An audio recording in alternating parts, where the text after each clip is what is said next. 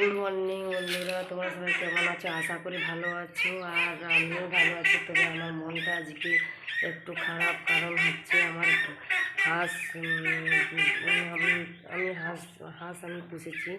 তো হাঁস সকালে দেখছি যে আমার একটা হাঁস পড়ে আছে। তো ভাবতে পারছি না এমন কী করে হলো। তো চলো তোমাদেরকে দেখাচ্ছি। তাই আমারও মন প্রচণ্ড খারাপ। সকাল থেকে মন খুব খারাপ। আর এই যে দেখতেই পাচ্ছ হাঁসটা মরে পড়ে আছে। তার পাশে তার সঙ্গীরা বসে বসে কাঁদছে হয়তো। তো মানুষও যেমন তার পরিবার একজন চলে গেলে, ছেড়ে চলে গেলে বাকিজন সব করে, সেরকম এরাও এরকম। তো দেখতে পাচ্ছ তোমরা, খুব তারা হয়তো কষ্ট পাচ্ছে, তাই এইভাবেই বসে আছে। আর হচ্ছে আমি সকালেই উঠে দেখি এই হাঁসটি আজকা চলতে পারছে না, দিয়ে নিজে এরকম করে হয়ে আছে, পড়ে গেল। তো এরাও সেরকমই করছে, দেখতে পাচ্ছ। আর আমি পশু পাখি খুব ভালোবাসি,